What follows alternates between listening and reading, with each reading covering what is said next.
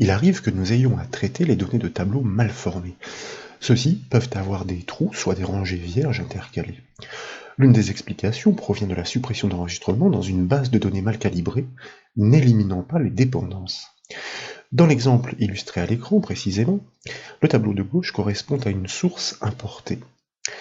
Il présente des trous comme vous pouvez le voir. Ces lignes vides intempestives sont supprimées par calcul matriciel dans le tableau de droite. Il restitue alors le contenu exact purgé des anomalies. Pour mener à bien ces travaux, nous proposons de réceptionner naturellement cette source imparfaite et comme toujours, ce classeur est offert au téléchargement depuis le site bombache.fr.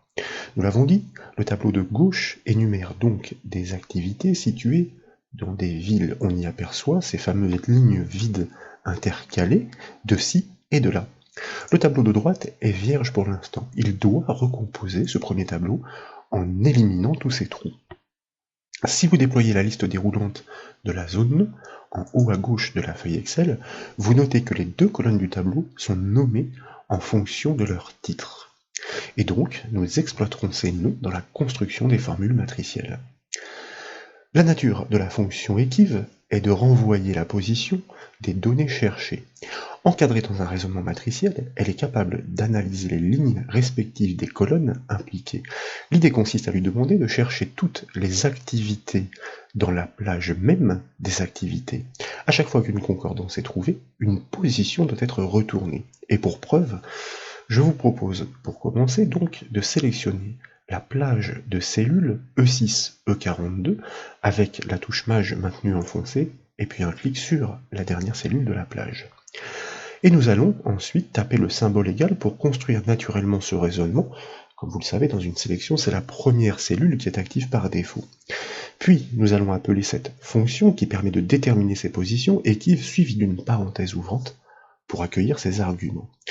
Dès lors, nous allons désigner la plage des activités par son nom, car je vous rappelle que nous sommes dans un raisonnement matriciel. En guise de valeur cherchée, eh bien c'est toute la colonne, toute la matrice. Activité, donc, que nous allons chercher, eh bien dans cette matrice elle-même reconnue par ce même nom, activité, les lignes respectives vont donc être analysées.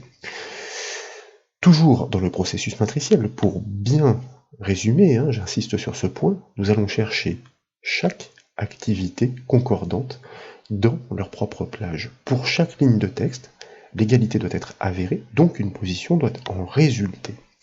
Ensuite, nous tapons un point-virgule, suivi du chiffre 0, pour réaliser une recherche exacte. Et puis, nous fermons la parenthèse de la fonction équive. Et naturellement, pour valider cette formule matricielle, nous devons employer le raccourci clavier CTRL majuscule entrée. Et comme vous pouvez le voir, grâce à cette formule matricielle, chaque texte est bien repéré par sa position, mais dans le même temps, chaque cellule vide est identifiée par une erreur qui est retournée par cette fonction équive. Pour réaliser cette extraction, nous devons imbriquer cette fonction équive dans la fonction index. Et comme vous le savez, cette dernière permet de restituer la donnée située au croisement d'une ligne et d'une colonne. Ces indices de ligne, nous les connaissons désormais grâce à ce précédent calcul. Mais un test doit être opéré pour exclure toutes les cellules vides répondant par une erreur. Pour cela, nous devons exploiter la fonction logique etna dans une fonction conditionnelle si. De plus, pour réaliser l'extraction groupée dans l'ordre des numéros, nous devons utiliser la fonction petite valeur, toujours dans un raisonnement matriciel. Pour cela, en guise de rang, nous devons lui passer une matrice virtuelle de même hauteur que le tableau, et c'est ainsi que toutes les positions seront recoupées tour à tour. Je vous propose donc de resélectionner cette plage E6 jusqu'à E42, et puis tout d'abord d'enfoncer la touche Supre du clavier afin d'effacer les précédents calculs qui permettaient de comprendre le raisonnement que nous allions poser. Nous tapons le symbole égal, cette fois pour initier la nouvelle formule matricielle, mais d'extraction.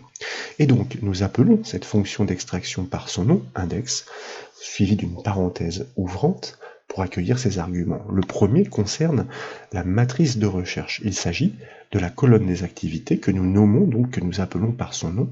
Comme vous pouvez le voir instantanément, elle est bien surbrillée par Excel, puisque impliquée dans le calcul. Ensuite, nous pouvons taper un point-virgule pour passer dans l'argument des lignes à trouver.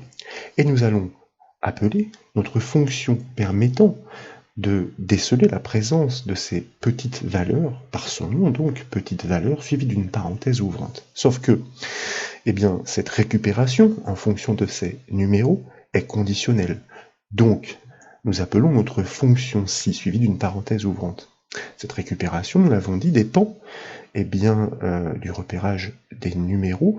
Il faut exclure toutes les erreurs. Et c'est la fonction logique @na qui porte bien son nom, qui va nous permettre de faire un test sur le résultat du calcul que nous allons reconstruire de la fonction équive. Et dès lors qu'une erreur sera retournée, eh bien, nous devrons agir en conséquence.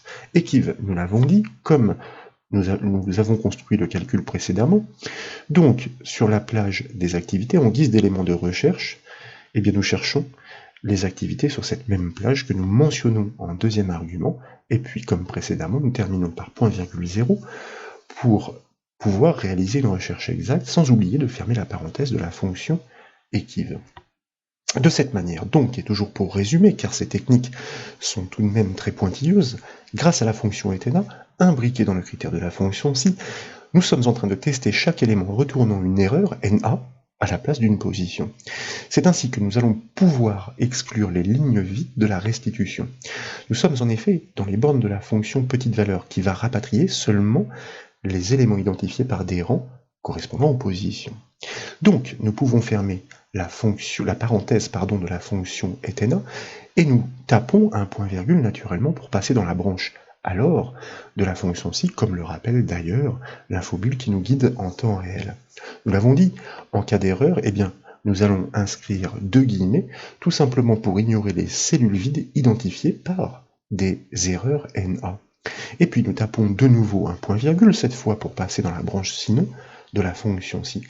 Le cas échéant signifie qu'aucune erreur n'a été remontée. Eh bien, nous devons alors procéder à l'extraction en fonction de la position des lignes retournées par ce calcul de la fonction équive que nous devons donc réécrire ou bien copier-coller, mais il est tellement simple que finalement nous ne perdons pas de temps. Toujours le nom de la matrice en premier et deuxième argument.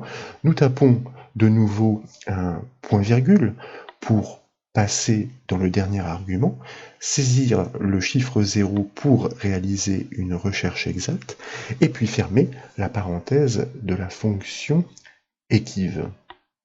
Dès lors, nous pouvons fermer la parenthèse de la fonction ci, et puis nous allons taper un point-virgule pour passer dans l'argument du rang de la fonction petite valeur. Et je vous invite, c'est une technique que désormais nous avons développée à grande échelle, à inscrire la fonction qui permet de retourner, dans sa version classique, l'indice de ligne d'une cellule qui lui est passée en paramètre, sauf que en guise de cellule, nous allons construire une matrice. Et pour l'interpréter, nous avons besoin de cette fonction d'interprétation indirecte, suivie d'une parenthèse ouvrante. En effet, pour passer en revue tous les rangs identifiés par les positions calculées, nous devons construire, nous l'avons dit, une matrice virtuelle. Celle-ci doit être de la même hauteur que le tableau d'origine. C'est ainsi que toutes les positions potentielles pourront être considérées tour à tour dans ce raisonnement matriciel. Et donc, pour débuter sa construction et partir du premier indice, nous allons inscrire, entre guillemets, le chiffre 1 suivi du symbole de point pour annoncer la borne inférieure. Et nous n'oublions pas de fermer les guillemets puisque la partie qui suit est dynamique que nous allons concaténer avec la partie statique que nous venons de construire grâce au caractère de concaténation, touche 1 en haut à gauche du clavier, le et commercial donc. Et cette fois, nous allons exploiter la fonction ligne, mais au pluriel, c'est très important, suivi d'une parenthèse ouvrante.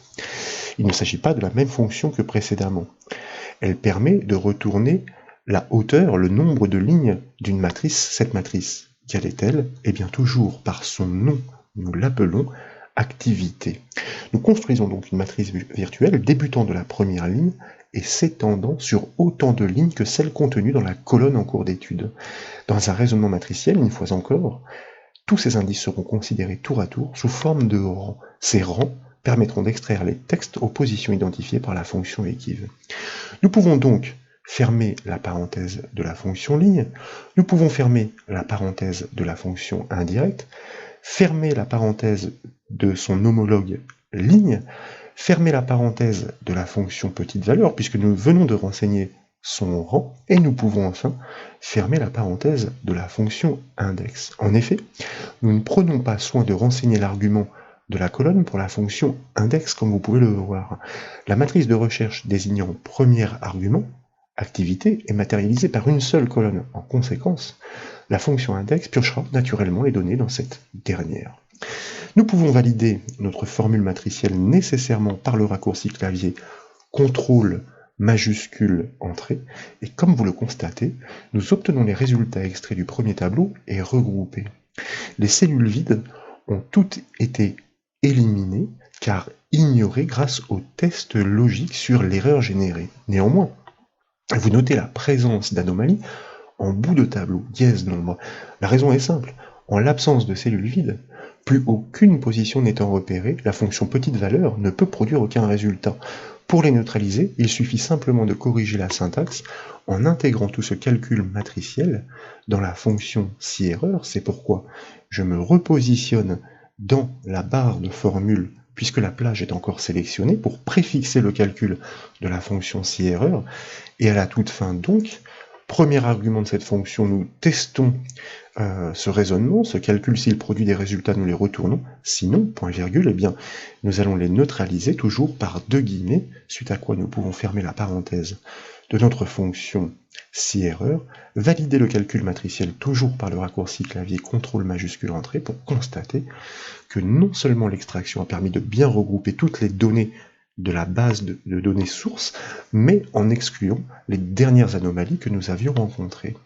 Ensuite, pour répliquer ce calcul sur la colonne des villes, eh bien, le raisonnement est strictement identique, c'est pourquoi je me permets de prélever dans la barre de formule la précédente syntaxe pour la coller après avoir, attention, bien resélectionné l'intégralité de la plage. J'aurais dû le faire avec la touche Maj, mais qu'à cela ne tienne, nous pouvons continuer, nous la collons, et il convient ici, à chaque fois que nous rencontrons la matrice activité, eh bien de la remplacer par la matrice ville, pour pouvoir faire l'extraction de toutes les villes réunies, regroupées, en excluant donc, une fois encore, les erreurs retournées par le calcul de la fonction équive. Et pour preuve, à validation par CTRL majuscule entrée, tous les trous ont effectivement disparu.